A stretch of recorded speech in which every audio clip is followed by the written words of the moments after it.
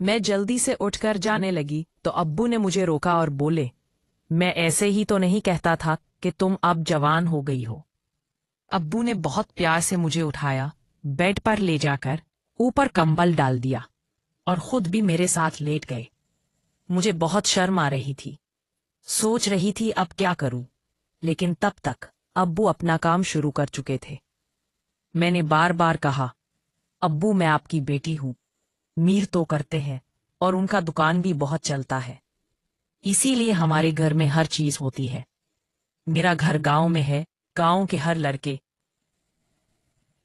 मैं दीवाना हूं क्योंकि मैं बहुत खूबसूरत और नाजुक लड़की हूं, मगर जितनी खूबसूरत हूं उतनी ही मासूम भी हूं। रात को अकेले सोने में मुझे डर लगता था, इसीलिए मैं मामा के साथ उनके कमरे में सोती हूँ। मेरे अब्बू हमेशा मामा से कहते थे कि अब हमारी बेटी जवान गई है, इसकी शादी कर देनी चाहिए। ये सुनकर मैं शर्माती थी। दिसंबर की लंबी सर्द रातें थी। मामा और भाई मेरे कजिन की शादी पर गए हुए थे। अब्बू मेरे पास सोए हुए थे। मुझे मामा के बगैर नींद नहीं आ रही थी और सर्दी भी बहुत ज्यादा लग रही थी। मैं सोच रही थी कि हीटर चला लूं ताकि सर्दी कुछ कम हो जाए, कम हो और कमरा भी गर्म हो जाए। इसलिए मैं किचन गई कि माचिस ले आऊं और हीटर चला दूं। लेकिन मेरी किस्मत खराब थी कि किचन से माचिस उठाते हुए साकिन की 2 कुचाई मेरे ऊपर गिर गई और मेरे कपड़ों पर सालन लग गया। मुझे बहुत गुस्सा आ रहा था कि एक तो सर्दी बहुत ज्यादा है, ऊपर से सालन भी मेरे कपड़ों पर गिर गया। मैं कमरे में आकर हीटर चला लिया और कपड़े खुश्क करने लगी, लेकिन सालन मेरे जिस्म पर भी लग गया था, जिसकी वजह से मुझे बहुत उलझन हो रही थी। मैंने हीटर पर पानी गर्म किया और नहाने चली गई। जब मैं नहाकर फारिग हुई तो मुझे याद आया कि दूसरे कपड़े तो मैं लाना ही भूल गई थी। अब वही सालन वाले कपड़े दोबारा नहीं पहने जा सकते थे, इसलिए वॉशरूम से बाहर आ गई। तब तक कमरा भी गर्म हो चुका था और मुझे नहाने की जरूरत भी कुछ खास नहीं थी, जैसे तंदूर और पे हाथ रखा हो। तब मुझे पता चला कि मैं नहाकर सीधा ही हीटर के पास बैठ गई थी। लेकिन अब क्या फायदा।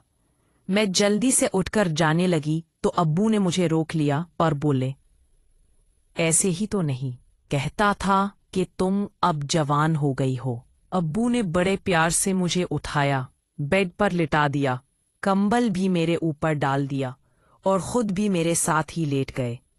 मुझे बहुत शर्म आ रही है कि अब मैं क्या करूं, लेकिन तब तक अब्बू ने काम शुरू कर दिया था। मैंने बहुत कहा कि अब्बू मैं आपकी बेटी हूं, अभी मेरी शादी भी नहीं हुई, लेकिन अब्बू मेरी एक बात भी नहीं सुन रहे थे और मुझे कह रहे थे कि तुम एक बार खेल लो, फिर सीख जाओगी कि कैसे खेलना है।